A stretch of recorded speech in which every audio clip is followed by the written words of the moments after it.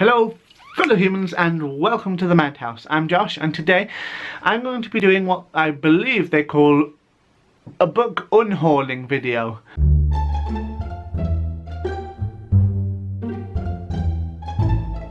These are the books that I'm either going to sell or donate or give away to friends, not as Christmas presents just because I want to get rid of them, in the next few weeks. Largely because most of them I enjoyed but not enough to want to keep hold of them forever. I'm not going to read many of them again.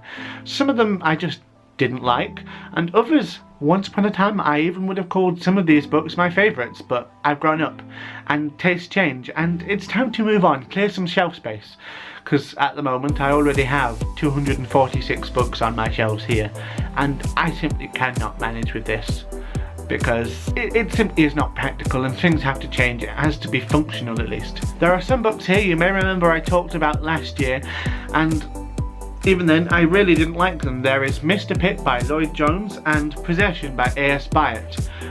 Both were well written certainly, but I've never been a big fan of, is it Great Expectations? Yes, Great Expectations. This book was just so obviously clever, and not clever in the way a good writer does it, but it was so laboured. So much work had evidently gone into this and it didn't work properly.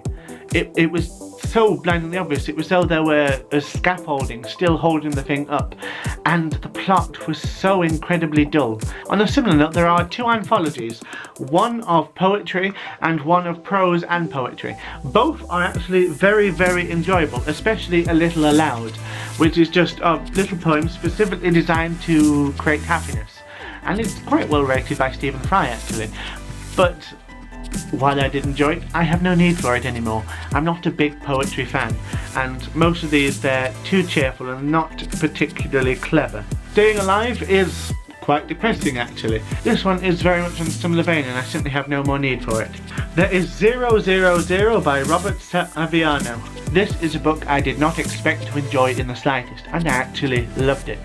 It was a fantastic read about the cocaine trade and what that means, how it's dangerous, how it's controlled, how to subvert it potentially, and while it was very informative and enlightening in many ways, simply put, this isn't my particular field of expertise or interest, and once I've read it there is no need to go over it again.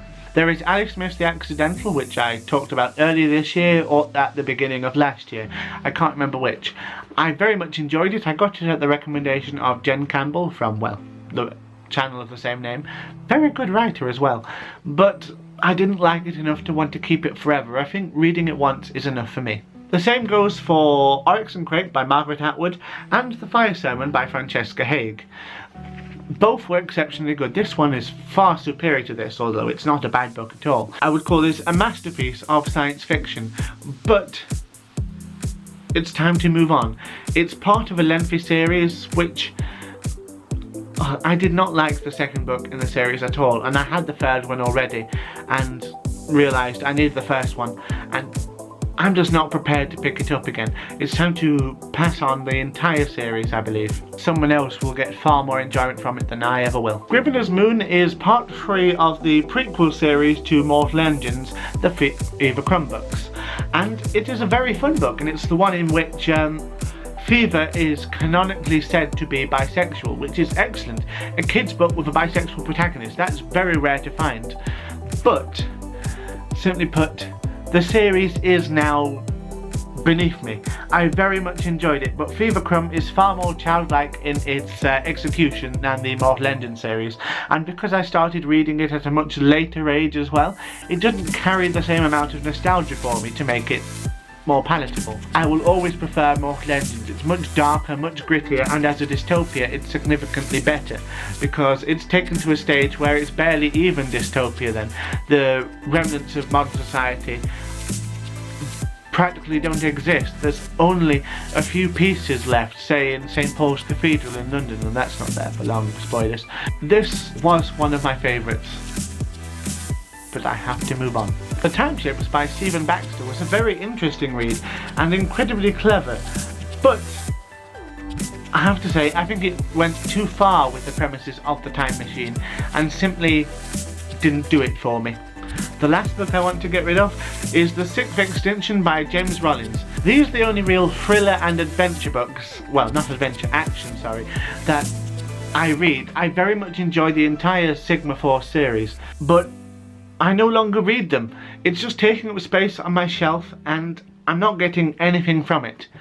They are enjoyable and very, very clever, like the Da Vinci Code on steroids with actual science in them. But I can't do it. I don't want to do it, that's the thing. I could, and if I did read it, I would probably enjoy it immensely. But I have no desire to at all.